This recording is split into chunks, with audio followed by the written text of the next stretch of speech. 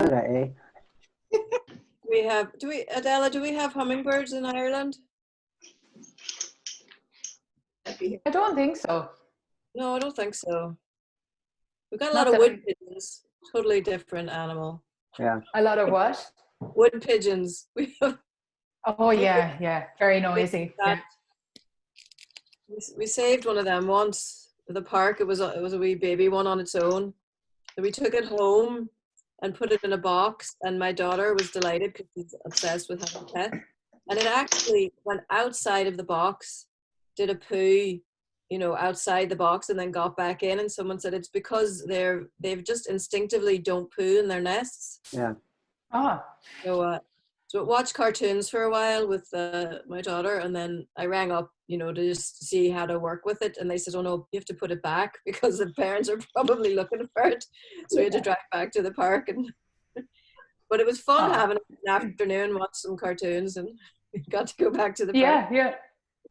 My father actually had a pet crow, and when he used to drive into work, the crow would know his car, and he used to bring in a boiled egg for the crow every morning. And the crow would come and he'd sit up on the wing mirror of the car and then get the boiled egg, and that he'd be happy out then. And it was like a routine that he had.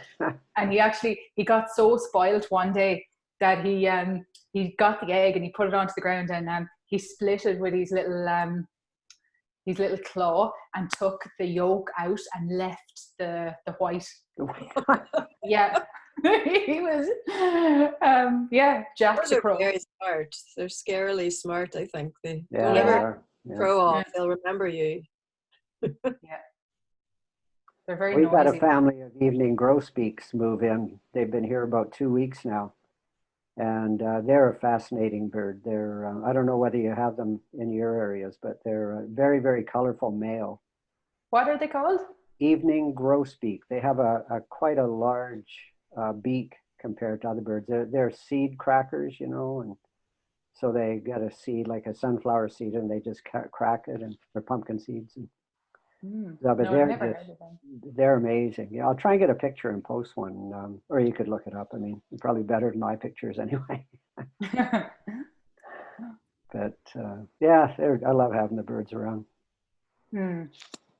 Oh, we saw, speaking of that, we were out walking the other day, and we came across a great horned owl. It was in the morning, and there were 2 chicks with it. Now the chicks were about 18 inches tall and about that much around as well, with all of their fluff and everything. They weren't flying yet, but they were all 3 of them perched in a tree, either one of the parents and these 2 chicks. They were fabulous. And wow. Yeah, they're a pretty spectacular bird when you see them in real life. I used to call them in up at our environmental center. I was administrator up there for quite a few years, and we'd go up at night, and it was always neat taking the kids out at night and seeing all the different things. And one of the skills that a fellow birder taught me, he's quite renowned in British Columbia. Anyway, so we go out birding and calling owls, and we get home at 4 a.m. But it was just great. So when you could call an owl in, and the kids could see it around the campfire, and these birds would be up in the trees. It was just must blow your mind. So we have barred owls and great horned and pygmy owls and that sort of thing, but very cool. We're all really lucky that we have such close proximity to nature. Oh yeah. That's a luxury. For sure. Are you in LA, Amy? Yeah. Do you know Duncan Trussell? No, but well, that's a long shot. Well, you never know. Well, is he an actor? He's a podcaster. Duncan Trussell. Yeah, but he's like, he's a comedian as well. I'll look him up. Yeah, he's involved in some pretty cool stuff. Hey guys. Hey. Hi, Jersey. Good morning. Good afternoon. Yeah, well, afternoon-ish. Well, I always joke with Natalie, it's about 2 p.m. I say, good morning. Uh, it's always funny. It's like you say something and out of the box, and suddenly things are taken differently. Oh, So, how are you guys?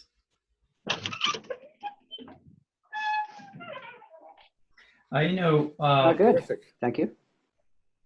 one day I was driving and I saw this thing moving on the road, and it was very little, but it was moving. So I stopped the car, came out of the car, and I walked to it, and it was an opossum, but it was just born. It was about Oh, 2 inch long. I put it in my hand. It was like it fit into my hand, and it was alive.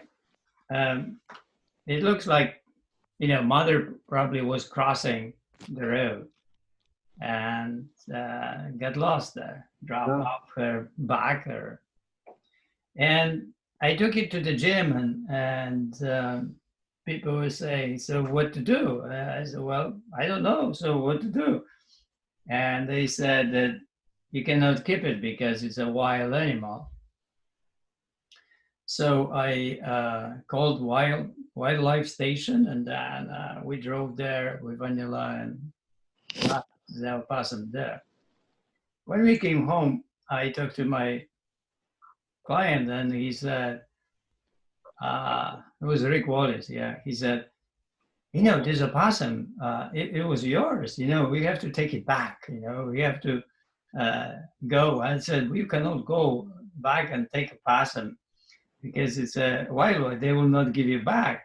And well, he said, then we have to dress like ninja, and we'll go at night and they claim take a possum back. But it's amazing how we sometimes see certain things and we react, and we simply stop the car and because something is moving in the road. And it was like I tell you, it was maybe 2 inch long, but it was enough for me to see it and to stop, right? Okay. And how was the virtue? Anybody wrote something about I feel with the virtue? I believe. Controlling yourself is attractive. Controlling others is repulsive. Helping others to control themselves is magical.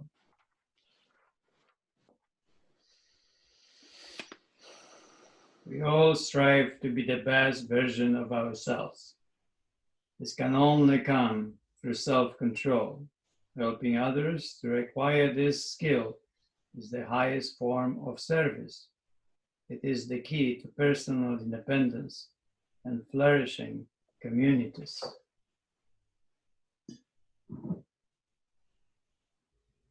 sounds like it's the key to life. To a beautiful life, right? Yeah, it encompasses everything. Right. There's all goodness there in it. If you could teach that way, right? We would have an awesome world, right? It looks like we don't teach that way. So we don't have awesome world. So we are missing something here. What's going on? What we are missing?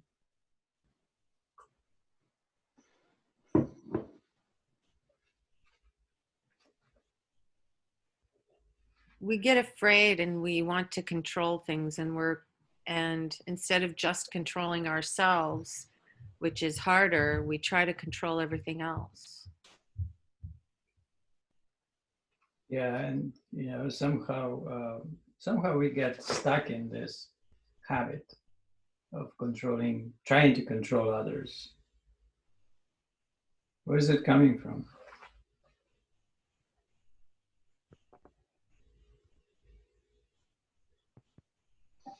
Bad parenting? I think it stems from fear. What is it?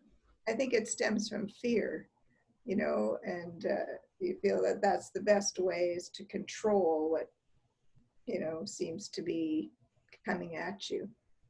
But I think Amy's right. You have to work inside first. And I think that that's where the revolution is, on an individual basis. Right. When we want to control others, how do we benefit from it?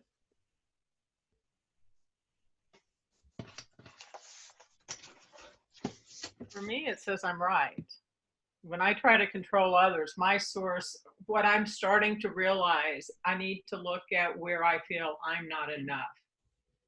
So for the sake of being right? Yes. Okay. So one of the way, we can benefit. We are right, and make our point, and you are not right, you are wrong. Yeah, we are. I'm good. Therefore, I'm good. I'm better. All of that stuff. And for me, that comes from a place of I'm not enough. All right. Another example. Well, there isn't. Why people would desire to control others and take advantage of it. In what way? I think when they really don't know how to control themselves, they think that you must control your surroundings and other people. But when they do, and they benefit from it, then how do they benefit? What's going on? So one of the things is that we are just simply righteous, and we benefit being more important and righteous, and then we'll tell people what to do, right? What are other reasons? How do we benefit from that? Controlling others. What's going on? How do we benefit? I think there's actually a lot less of that going on, particularly in education. Like back 50 years ago, if a teacher said to a student, do something, they had to do it or they'd be bet with a stick. Whereas nowadays, if a teacher tells somebody to do it, it's nearly the opposite way around. And a student will stand up to the teacher and, like in many cases, actually even give abuse. But certainly they won't be told what to do as easily as that. And I think actually the world is getting into a better place, especially with technology. Like look at this, like our group here, I live in rural Ireland in Offaly, and I'm here like with all you from America and everywhere. And I think that's really cool. And also all the podcasts you get to listen to.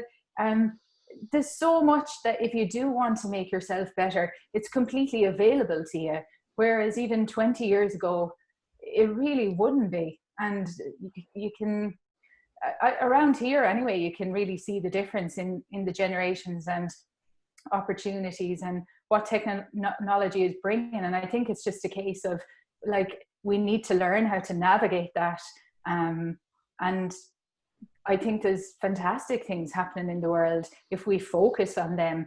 And I think most people do want the best and they want a better world. Like, who wants to live in a polluted world, or who wants to live in a violent world? Like, not that many people, I would imagine. Like, most people, I think, really do want the best. I don't know.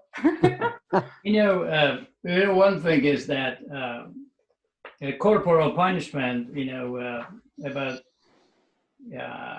I think half of the states punish the corporal punishments. I think it was about 70s, and half states, around half probably, they still have it.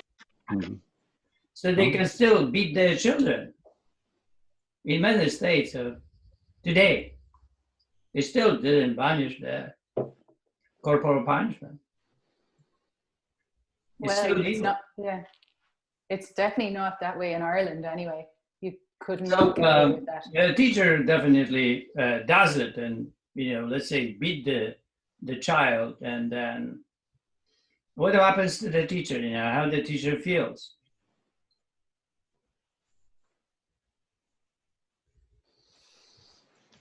Well, they're going to feel powerful if they're bending the will of the student to their own. Yeah, so they feel really good. They feel Yeah. proud of themselves, right? But just my frame of reference is education, and they're teachers that they come in and they want to control others, so they control the kids. They raise their voice, they yell, they whatever, and there's still lots of those out there today. But why does it happen? Why really does it happen that they actually do it that way? They project the information in that way. Why? Well, they probably don't know any other way. It may have been the way they've been brought up. They feel that power in control. But I relate number 1 and number 3. So controlling yourself is attractive. So if you're controlling yourself and you know where you're going, then it automatically defaults to number 3, helping someone control themselves. But I really don't have an answer to how you get there. For me, it was through experience. When I started out, I followed the lead of my peers and my principal in 1970. But as I grew in my profession, I moved very quickly to seeing the kids as helping someone control themselves. And then as a principal, that was one of my goals as well, is to help teachers attain that role. And I was somewhat successful, I think. But, you need that kind of leadership in places like schools in order to promote the goodness that we always talk about.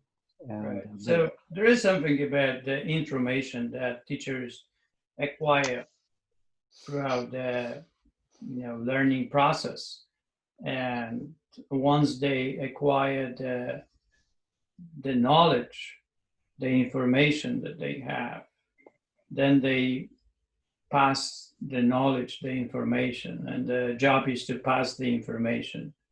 And they during this process, then they are not aware at all about how to pass that information, that there are actually 2 ways to pass that information: through the force and power, or through creating the space and then creating the possibility in a student to actually arrive to that information on his own. It reminds me a little bit horse whisperer, right? Taking a horse and breaking it by force in 10 minutes, or taking a horse and work with the horse that the horse adapts to it, right? Yeah. So it's a 2 ways here. So it's definitely the teacher that wants to do it by force is just connected to the information, believes the information is everything. So it's more important than happiness, more important than power, everything else, the information. So you get stuck in this world of information and achievement. A lot of athletes and coaches would be the same way. Mm-hmm. That they would follow only the information as God, as everything. So since they kind of have a lot of information, then they think that they know everything, right? And then there's one thing, execution. And if somebody is not cooperating, if somebody is not really getting it, then there is the answer for it, right? Or you send it to the principal. Or beat the child, right? Yeah. So I have this poem for you. Fading to white. I was small, so other boys wouldn't choose me for the soccer team. While they played, I raised up on my toes, unscrewed a motorcycle tongue cap, and smelled the gas. Sometimes I imagined kicking a ball. Other times I thought I walked with my mother to the nearby forest where she told me my father was a great athlete and that I would be too. Laying on the ground between wheels on hot or frozen oil, my father repaired railroad wagons. When he napped after work, I liked to touch his veined arms. In my mind, I was already a famous player.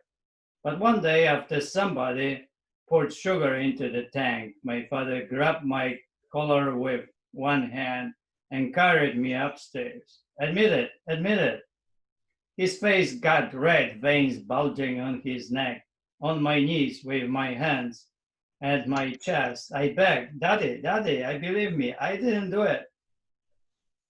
I was kept in the house for a month until the purple lines on my buttocks and legs faded to red, yellow, then white.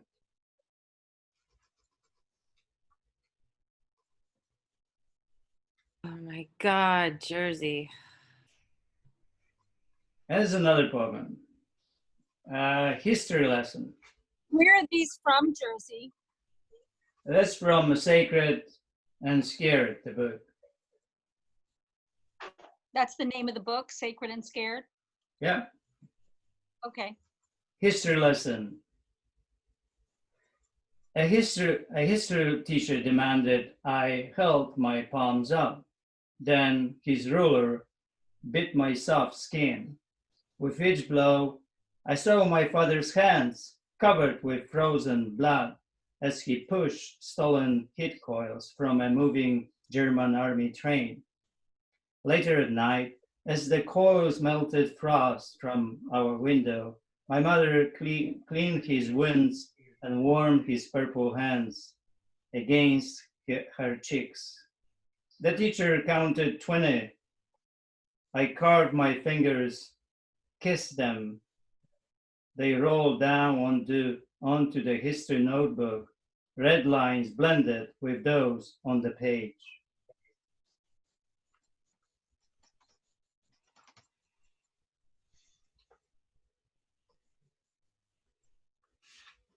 Hope. My Russian teacher shouted, Yura, you will never learn a second language. I sat with my eyes cast down, my cheeks burning. After the class, some students talked to me, but I couldn't understand them. Never, never, never swelled in my head like spoiled fish in a can.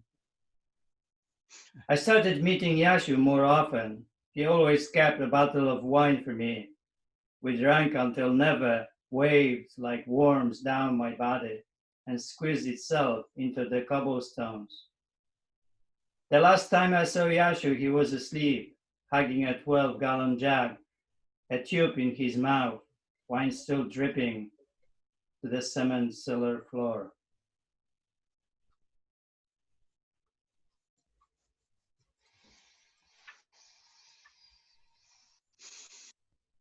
The next day, I found his last bottle of wine and a note, always yours, Yashu.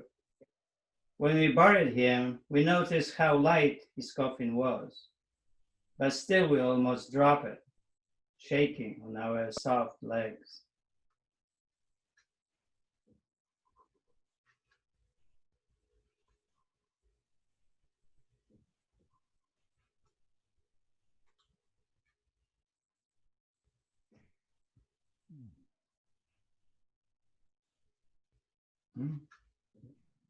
We're getting some poems today. Crazy Razor. 6th grade was like all the others.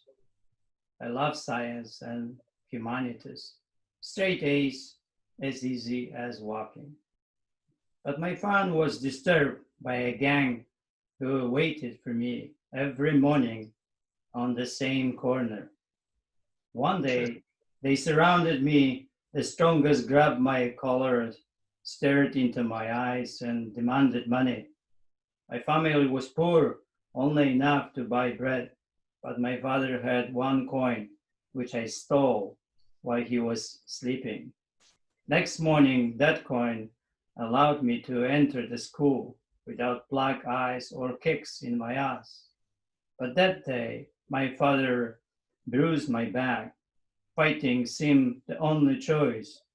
I took my father's razor, and when boys stopped me, I pulled it out and attacked. They wanted to fight back, but I was faster, cut the first boy's finger. The rest ran away. Since then, I was called Crazy Razor. At school, I sat alone at my bench. My old friends avoided me, and my mother began to sob.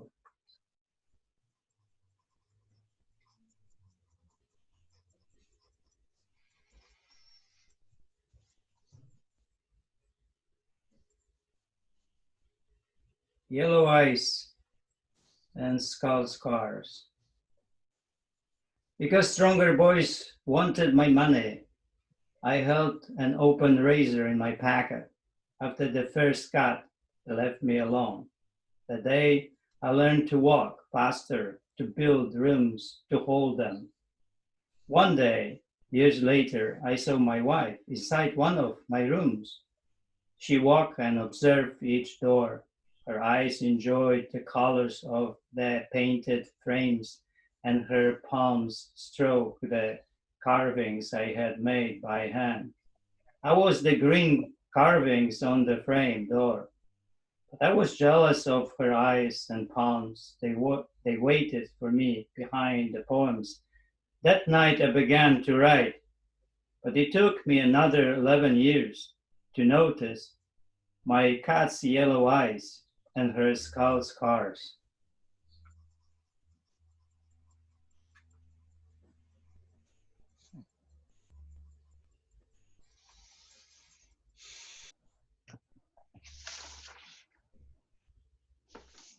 Cold.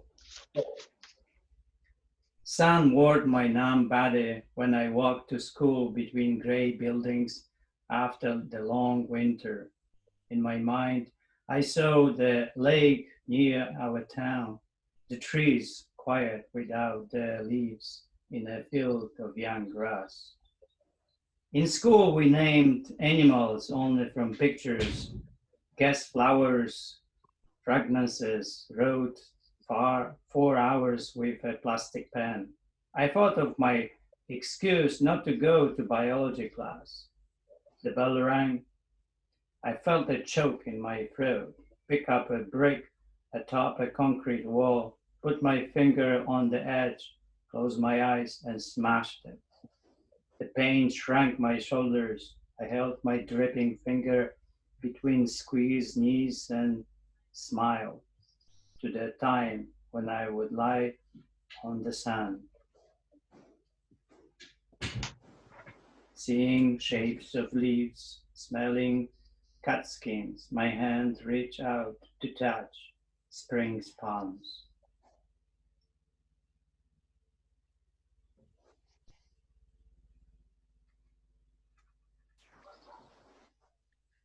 May I add something to the discussion after hearing these poems? You want to keep going, Jersey? No, it's good. We can we can do the reading later on. We have time, right? Well, it was mesmerizing. And the constant message I was getting was that when we control others, it's because we feel desperate that things have to change right now. And we need them to change right now, we think. And we think the best way of doing it is what we've been taught, which is to take control, abuse, smash, cut, hit, stop, push. And we don't know that it's only going to set us back. It's only going to make things worse. It's only going to teach someone else that that's how you control, and you just create more bullies.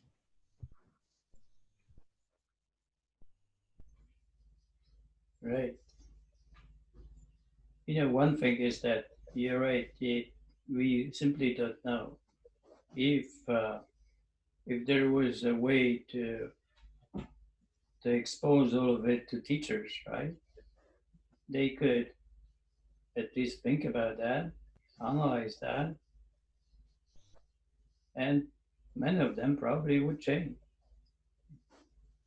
And they would never Yeah. become bullies, right? And Adela bringing up how teachers used to beat students only just a few generations ago. No wonder the world was taught that that's how you get something. You control others, you beat them. We have just stopped that practice. And like you said, corporal punishment is still legal in how many states? Half of them. Half of them. So we're not even done with the process of beating people yet. Not beating people, beating children, our children. Exactly. Teaching them that to beat is how you get results. We're not even done with that process yet. So got a long way to go. Yeah, it looks like, you know, our place is in the school, right? We need to begin with a 3-year-old. I'm always surprised with in team sports, high school and college coaches, football, basketball, soccer, how much yelling goes on. And I've never been motivated to do my best by being yelled at and embarrassed and demeaned, but it's very, very common practice. It's all over TV. It seems to be so acceptable. And on a lighter note, Jersey, I'm always a day late and $1 short. I've got 7 of your books here, but I always seem to have the wrong one or don't have the right one. You see, I'm tricking you how to, you know, sell my books. Yeah. You don't trickster, you know, Jersey is just the trickster, you know. It's completely like wants to get rich and then, you know, it's tricking you. Yeah. Right? Yeah. Amen to that. Right. I will come every time with a new book, all right? Yeah, very good. All right, so let me get back to that. So what would be the plan, really, right? Because that the virtue goes through. I understand. I think. I feel. I believe. It goes to my plan is. Right? So if you think about your life and you think about that virtue, what would be your plan? What do you think? What would be your plan?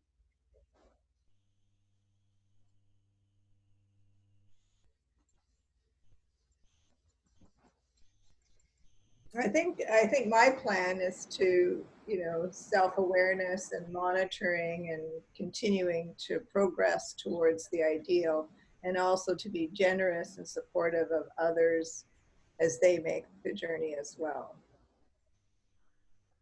Yes. Okay. Anybody else? My plan is to learn how to control myself by knowing what's enough. Start with that and stop trying to control anybody else. And then once I learn how to control myself, maybe I'll be able to help teach others how to do that. Yeah, fantastic. So there is a the approach, the plan is like, I have a plan with my daughter, not to nag her and not to tell her what to do, but only ask whether she saw something, right, and mimic what she wants and facilitate that, and help her to get her there. And it has to be her way, because if it's not her way, then I will violate that, right? Was it a poem about the horse? Did I one day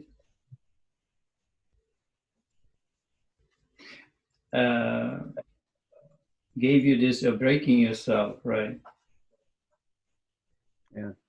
Stephanie told her psychologist, when I start eating nuts, I cannot stop. I'm like a horse running wild. I can't force you and keep your hand from reaching for more. I don't like the word force. It reminds me of a drill sergeant. What would you do if your son didn't want to do his homework? I would tell him how important and good it was to do it. And if he still refused, what would you do? I would talk more. And if he still refused, I don't like the way you talk to me. I don't either. So why do you talk to me that way? I have a wild horse too. What is it? You. But you cannot force me. No. But maybe I can help you to break yourself. You know, we talk to ourselves sometimes like we're abusing children, especially if we miss a workout or eat things we're not supposed to eat. We can be very abusive in our self-talk. Yes. I think this is where we learn how to talk to ourselves differently. It's, you see, the bullying is so subtle sometimes that we don't see it. But that's why that when poetry touches it, it's really hard to sense it. And we just kind of pass by because there are so many levels of bullying that we can bully others or be bullied, and we don't even know that we are bullied. Better than a tree. In the health food store, Natalie asked, "Do you sell fresh plums?" "No," the salesperson said and blinked twice. "We don't, but we have plum jam, and it's even better than fresh plums." Natalie kept staring at the woman, who noticed Natalie's surprise and added, "We have special ingredients that we bring all the way from Asia." "So you actually think that you make plums that are better than plums from a tree?" "Yes," the salesperson smiled, "better than from a tree. Isn't it amazing?" Still confused, Natalie asked, "Since you make plums better than a tree does, could you actually make plums without a plum tree?" This time, the woman looked at Natalie. "Are you one of those kids who ask difficult questions?" "No," Natalie answered. "I just like fresh plums."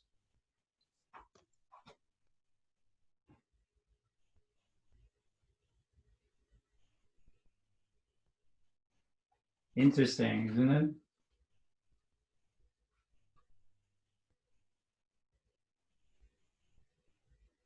We know who Natalie's dad is.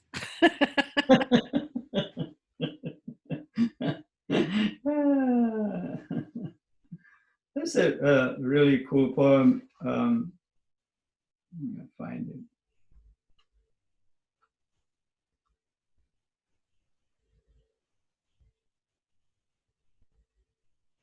There's a little bit for laughter.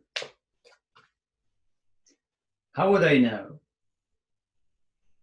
After back surgery, John came to his physical therapist and handed him many printed pages saying, "My doctor gave me these exercises." The therapist looked at the stack and said, "Well, if the doctor gave you all these pages, then I will write you a prescription for Prozac." John said, "Prozac? I'm not depressed. I have back pain." The therapist continued, "Well, I will give you 1 pill a day. No, 2 pills. Wait a moment. A teaspoon a day would be better. Right, a teaspoon would be enough. In fact, let me give you a pound of Prozac so you don't have to come for a month. And to be sure, it is enough. Just take 1 tablespoon a day. A tablespoon a day, screamed John. Isn't it too much? Too much, said the therapist. How would I know what is too much? What is this poem about?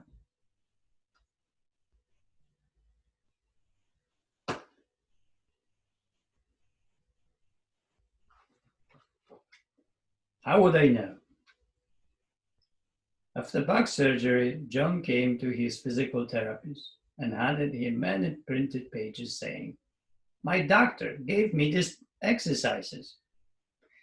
The therapist looked at the stack and said, "Well, if the doctor gave you all these pages, then I will write you a prescription for Prozac." John said, "Prozac? I'm not depressed. I have back pain." The therapist continued, "Well, I will give you 1 pill a day. No, 2 pills. Wait a moment. A teaspoon a day would be better." Right, a teaspoon would be enough. In fact, let me give you a pound of Prozac so you don't have to come for a month. And to be sure, it is enough. Just take 1 tablespoon a day. A tablespoon a day, screamed John. Isn't too much? Too much, said the therapist. How would I know what is too much? What's going on? Is it about taking a shotgun approach to a problem instead of like giving the exact correct exercise to do to solve the problem? Yeah, but who knows it? The therapist knows. Exactly. So the doctor goes to the computer, prints 100 pages, and give them to the person, give the exercises to the person, and take charge of something that he doesn't know, instead of telling the person to go to the therapist and the therapist will figure this out. That's a horrible world we are living. People are taking responsibility for others without even knowing what to do. They call themselves in different ways and they are becoming, like a professionals overnight. And we extend, our whatever, our profession is and start really playing the games that we really know everything.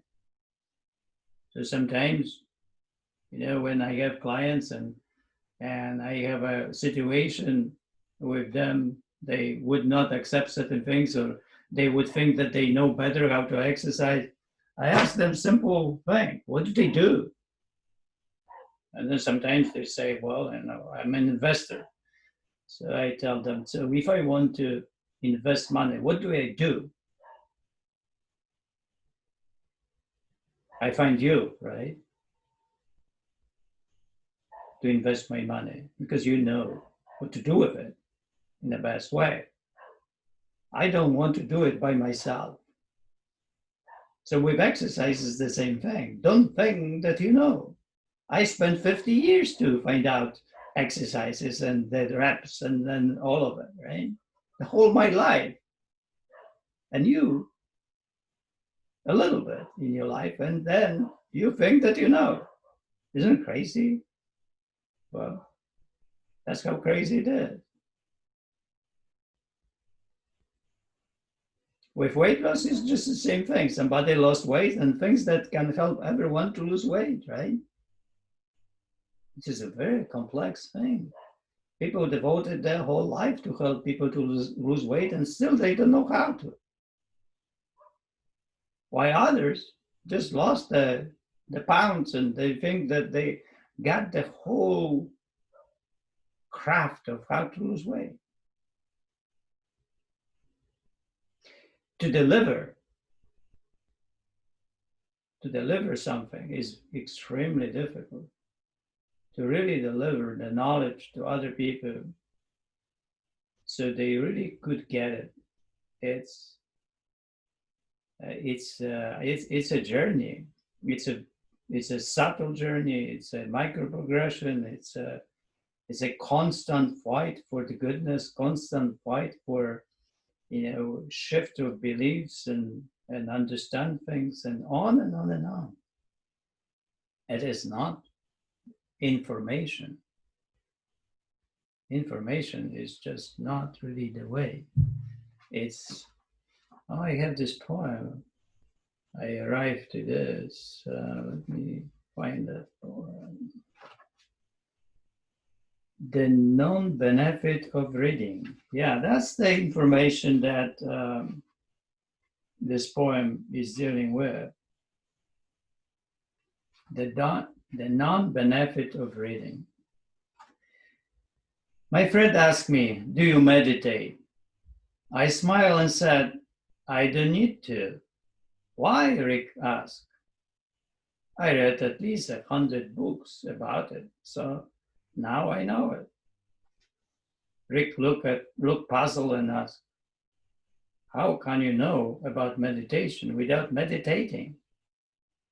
"I just know," I said. "After 100 books, it all seemed the same anyway." "Jersey," Rick said, "you need to go home and think about this." On the drive home, I thought about it all the way. And when I got there, I told the whole story to my wife. She thought for a moment and asked, "Do you think that somebody who reads 100 books about weightlifting knows how to live?" I got it right away. But I asked her, "What about my 100 books on meditation?" Aniela smiled, and with a sigh, she said, "Sorry." She's very wise. Yeah, you see, we can be completely stuck in keep reading and not practicing, and all this becomes entertainment, becomes the same, but doesn't have a power completely to practice. And even though something happens more crazy that we actually believe after reading about meditation, that we know meditation and we don't need to meditate. That's how crazy it can become.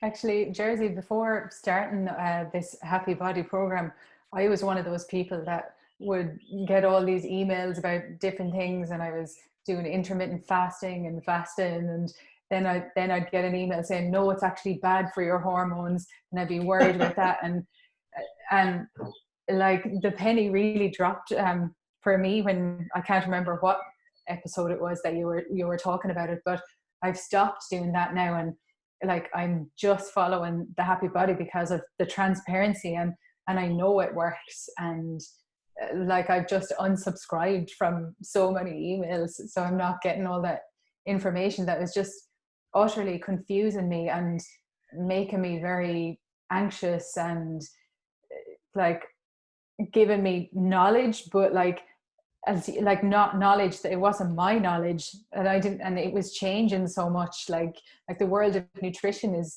constantly changing, and I think like more people need to be exposed to that idea that you need just the consistency and knowing that this works, you know? Yeah, and it really never ends, right? The information is poured in and never ends, makes us tired, makes us exhausted, makes us lost. And the truth is, it's very simple. You know what ideal body weight, you control food, you're done. There's nothing else to do. You need to practice that. And if it's hard to do, you keep practicing, and it's still hard to do, you keep practicing until you deliver. And that is where our work is. Our work is not really about too much understanding, because understanding is very trivial, very little to understand. Very little to understand.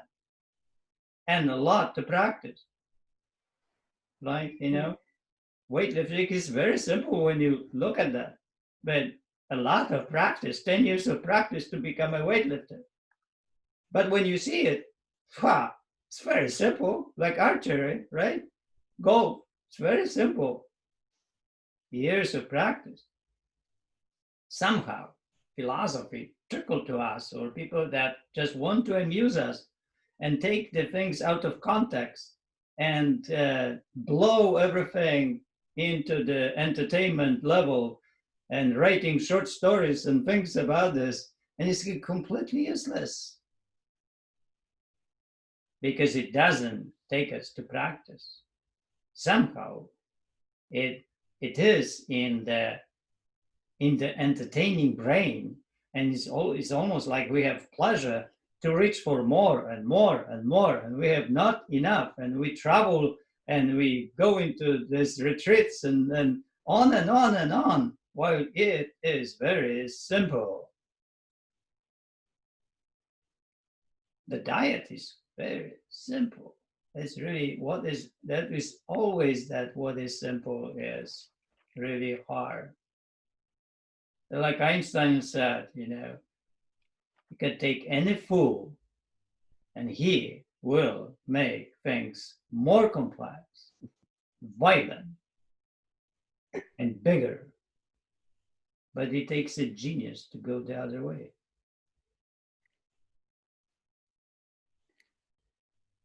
Right? All right, I will give you the time. I will get myself more tea. Enjoy. I find the complexity of a situation a great distraction of actually doing it. What do you expand on that, Margaret? So it's like I too have collected information, Adela. It's like, and you just keep collecting and trying to find the perfect way, and you start building this complexity around it. And it's nothing more than distraction from actually doing something.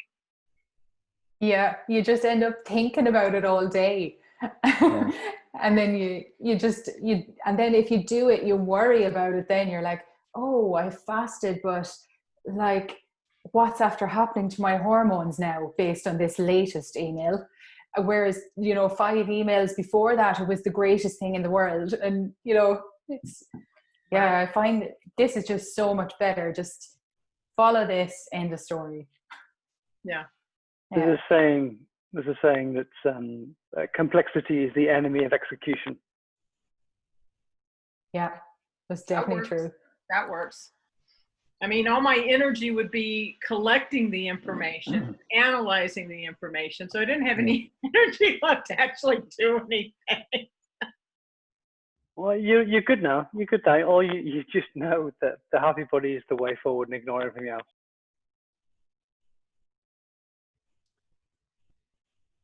Although one thing I wanted to ask Jerzy about, obviously can't because he left the room, but he talked a lot before about independence being really important. But today we've talked much more about there being too much information, and I think people need guidance, and I think people need good teachers and good mentors. And that, for me, isn't independence. For example, what we're doing here, we're not working completely independently. People are working with each other. It's not codependent, but it is cooperative. So I don't really understand why independence is the ultimate goal, if it is even the ultimate goal. I think, Alistair, that you still have to do it yourself. Yeah. So there's the independence. Like, no one can do it for you. And that's what everybody, who's going to the doctor to get the pill, they don't want to do anything themselves. They just want it fixed. And there's limitations to that.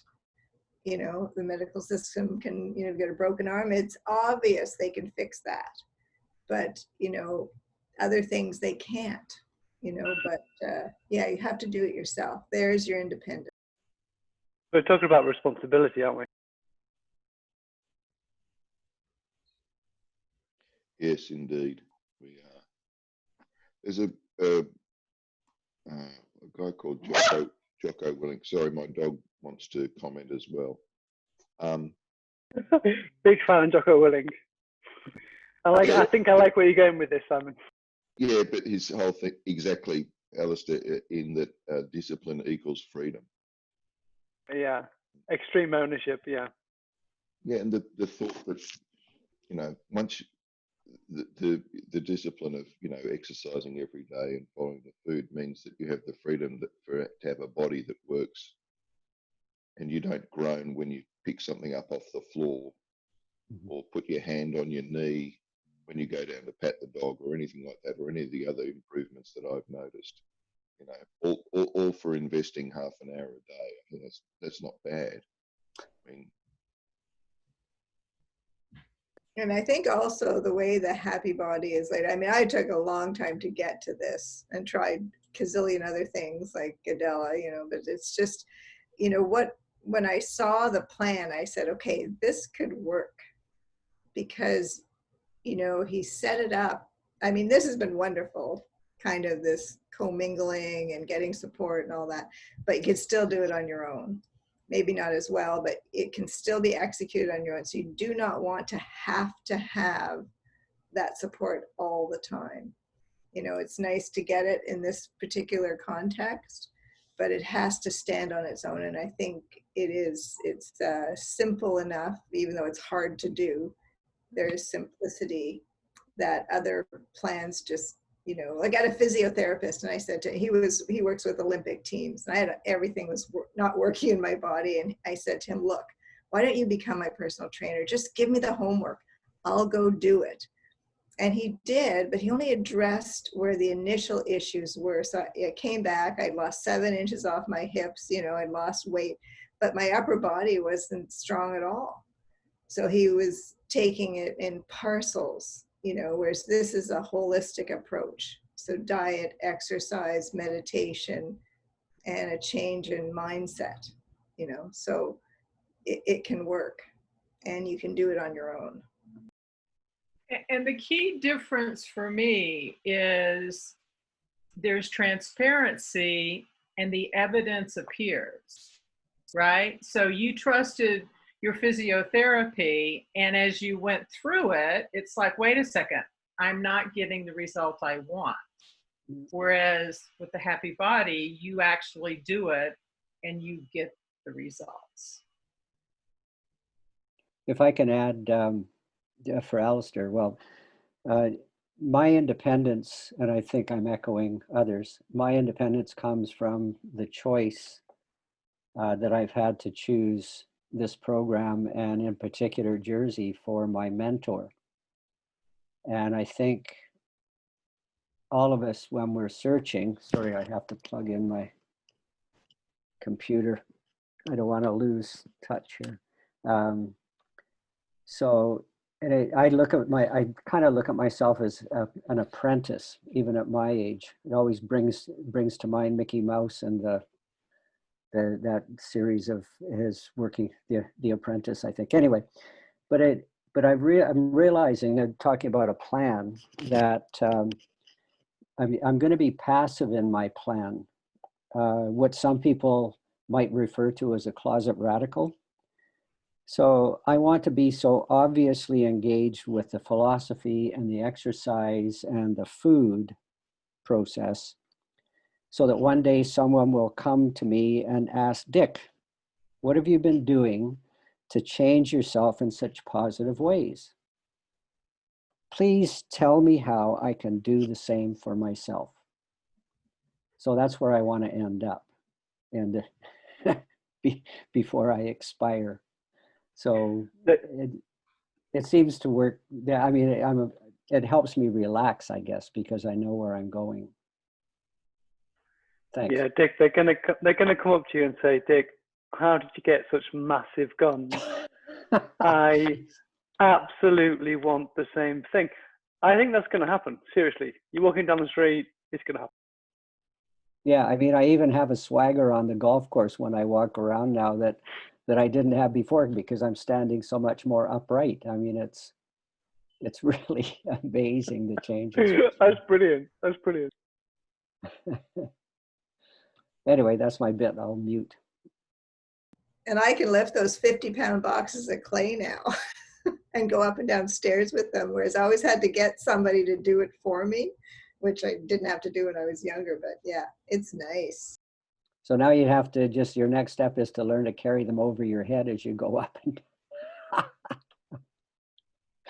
Soon I'll be squatting with them. yeah. Never one in each hand. We're over Candle my squats. I love it. do a Jersey squat with a box of clay. Oh, Yeah. How have you all been doing with number 5, with progressing and getting lower in number 5? I've gone down 2.5 inches this week on the box. Remember, Jersey put me way up when we did that week. Yeah, And I was just getting so easy. I thought, okay, I'm just going to try it. So one day I went down 1/2 inch, then I went down, and then I thought, okay. So I videotaped myself and I'm keeping in the form, but I think he's right about the ankles, like saving up for that slant box. Because I can tell, it's tight there, and so anyways, yeah, I'm doing good there. Yeah, I'm the same with the ankles. I find that's my main weakness, and I'm just putting a little book under it for now, and it feels good. But yeah, mine just feels super tight, so I'm gonna get the slant box as well. Can I just say I got an inversion table? I just got a cheap one, and I've only used it 2 days, and I already feel a big difference. So I know you use one, Dick, as well. Yeah, it's great. I got lots of neck and shoulder pain, even doing the happy body. I was trying to relax and do everything I could, lighten the weights, but this has been the only thing that's actually helping. Does anybody in LA need an inversion table? Because I found the one I was trying to tell you guys about that has only been used once by a back patient, and they're selling it. Is anybody in the LA area who needs one? Okay. It's a bit far from London, otherwise I'd take it. Yeah. I definitely would. I was going to say, Ellen, this morning I got to my 90-degree inversion, and I usually what I do is grab the bottom rail and I push myself a little further back and do some back exercises because my scoliosis is so bad. And I put my hand on my 10-pound weight. So I thought, oh, that's interesting. Jersey did that. So I picked up the 10-pound weight as I was hanging, and wow, it's neat. So I'm going to start not micro progressions with that now too. But wow, what a revelation! It was very cool. So what does it feel like? It just stretches me out a bit more, and my back is so bad that I can't get my back off the inversion or table part, even when I'm hanging past the vertical almost. So my butt loosens up, but in terms of getting off the table, but my back is still sitting there. So so that helped pull me down a bit more and stretch that part of my back. That's my biggest challenge right now, I think, other than the actual scoliosis itself. So, but it's magic. So kudos to you for going that way, Ellen. That's neat. Where did you get yours, Ellen? Oh, sorry. I was just going to say, presumably you feel taller at the end, but that's fine. I got. Oh, missed you. I think. Sorry, I unmuted and muted. Just got it on Amazon.co.uk, but I don't know. Can you get Amazon down there? Yeah. It was about £100 or something. It wasn't too dear, Yeah, that sounds reasonable. Yeah. Hey guys. Mine's called a teeter. Oh, sorry. I'm back. So Tea? the poem about exercises and the doctor really happened. So somebody came to me and brought this 100 pages big book of exercises, and he said, my doctor gave it to me. And I said, well, I don't need that. And then he said, you don't want to see what my doctor gave it to me? He said, no. And he couldn't understand, right? That I don't want to look into that. So I told him, well, you have a problem that I don't want to look into what doctor gave you, the exercises and what kind and so on. But you would have a problem probably if I wrote you a prescription for Prozac. And then this juxtaposition helped him to see what I see. And he said, okay, I got it. Yeah. He took all the pages and said, okay, here is the situation. Jersey, he clearly didn't know who he was dealing with. Oops. Well, the thing is that we eventually somewhere we need to learn the lessons that, you know, when we go to somebody, then is a professional, right? So that profession is limited to certain things, and beyond is not. So, and then we shouldn't take somebody's think that we can simply print messages or information, that we actually deliver it, right? We actually work really badly because that doctor is not supposed to do that, right? Supposed to tell the person, go and find a exercise physiologist or somebody that can help you with this problem, because I don't know what to do. And that would be true because the doctor doesn't know what to do. But there is information, right, in the internet. Oh, we have a shoulder problem. All right, here it is. It's like constant information. You can download millions of pages how to deal with a painful shoulder, right? Like a million of pages with the dieting, right? Like what Adela was talking about that. Adela, right? Where the pages and pages and pages, and it goes nowhere. It becomes just simply entertainment because the pages are not coming from professionals. If they came from, then the professionals would go into practice right away. What do we need to do? And what is our purpose? If somebody keeps talking about dieting without really constriction, without aligning these diets to certain achievement, then what we are talking about? We're talking about versions and versions and versions of approaches which are completely not interesting at all, because what is interesting, what we want to get. And usually people want to control the weight.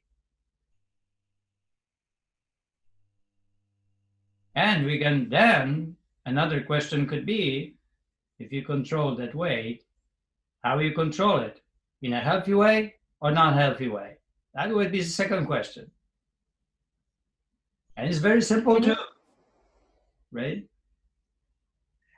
Jersey, what I didn't fully comprehend what you said before about like when people do fast, like they do lose the weight, but the brain can't catch up with them, or I don't know, I can't remember what you said, but would you mind explaining that again?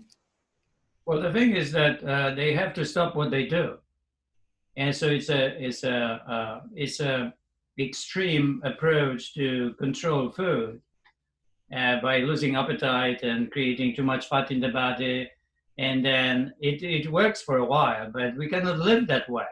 So they say, oh, you can do it for 30 days, and then you can return to what you were doing before. Okay, so you mean what? I will return to what I was doing before and I will be able to actually control because I couldn't control before, right? So it's so the mind is not really adapting to the craft of change, right? So when you have the happy body, then the happy body doesn't change after 100 days, 1 year, 7 years. It doesn't change. So if it doesn't change, the mind is capable of adapting to it and gain, control over what needs to be done. But if you use extremes, you can use any kind of extremes with appetite suppressants and so on, and then lose 40 pounds, let's say, and took you 2 months. And then what? Then you had the outside help through the pills, and now you have to stop using them, and then what will happen? You're back, right? Your mind is the one that it was 2 months ago and is incapable to control the normal way of eating. The happy body does it. It teaches you to control the normal way of eating, establish certain plans, strategies, and never return to what it was before. Because it is simply focusing on better way of eating. So there is no back. It feels like a point here is that the body always follows the mind. Yes. And that mind is really, we need to really work on that, because if we don't work on that, then the mind will not adapt to the changes.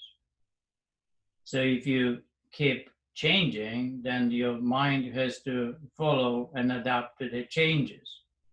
If you want to become, a person that is kind, then you have to be on the road toward kindness, and the mind has to adapt to that to become that. If it doesn't, then it's a fake. Like an orange, beautiful from outside and rotten inside. So all this, gimmicks and dealing with weight loss and in a short way, it is really working with information, but not is really working with a way of living. So it worked for a while, right? You can starve yourself. You can be on a treadmill for 7 hours, right? And you can sustain this for 2 months, and you lost 30 pounds. And you have to gain it back because your mind now is in action, going back. Well, that ends, we are going back. And you have to go back because the mind will take you there. Because the mind hates what you were doing for 2 months or 3 months. So by sheer the power over the mind, over matter, right? In a way, this way, you achieve that, but you didn't help the mind to change, to adapt to the new way of living. In Jersey, I experienced that, and it really was very good to understand it from having, I sort of did everything, correctly according to the happy body for almost a year. And then I sort of believed, well, it's okay. I can just eat whatever. And then I started gaining weight. And I recognized that, my mind just wanted to go back to what I always had done.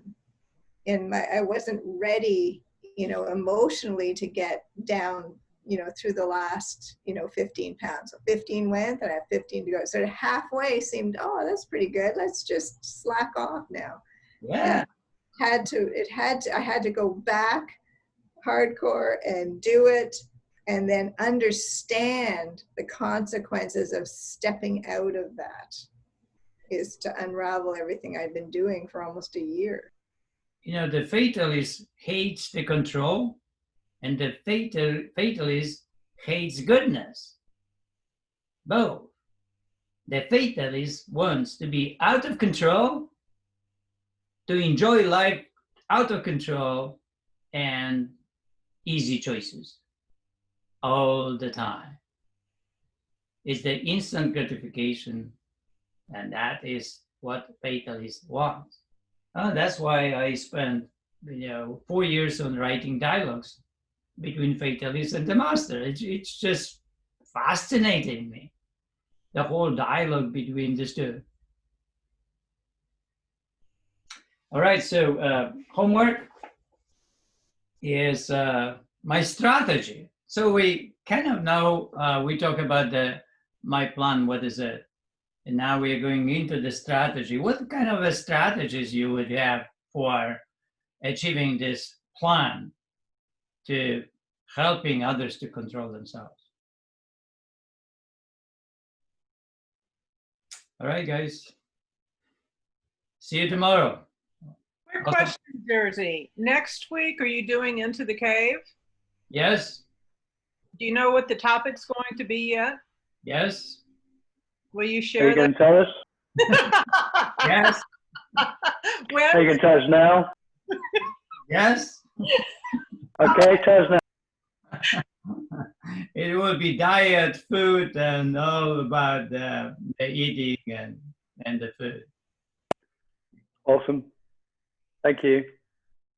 Very good. Bye, So everybody. what we Good. just Thank talked you. about, it is really for the next week, right? Jersey, is the homework just about helping others, or is it the whole virtue? The strategy? It is the virtue, yeah.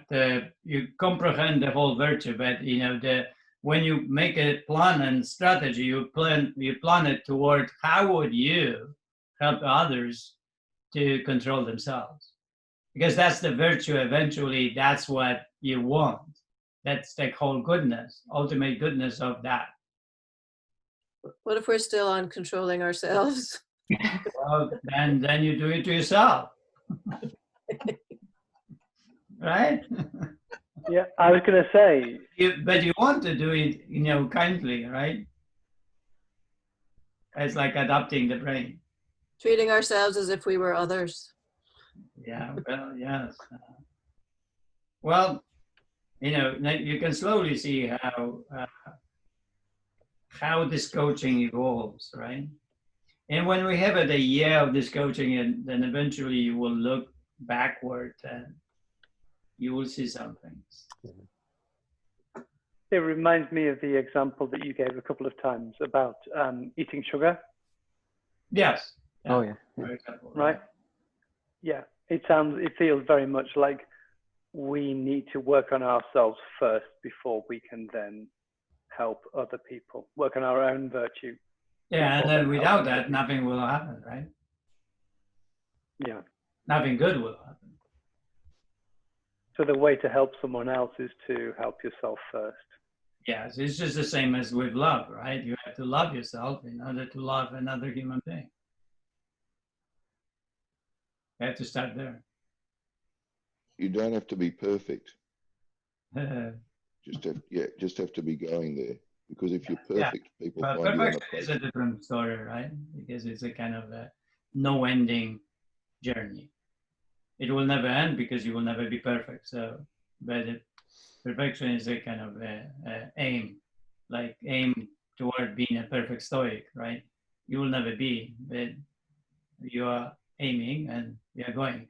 So it is not, but there's never end of the mountain.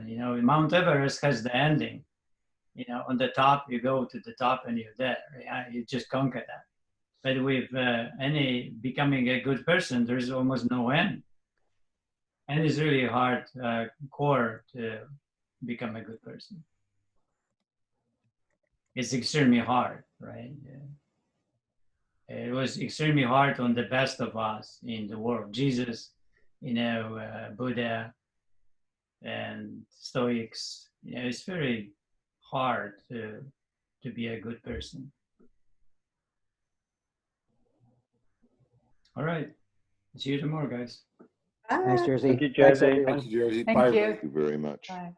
Thanks, everyone. Thank you. Thank you. You asking me? I'm sorry.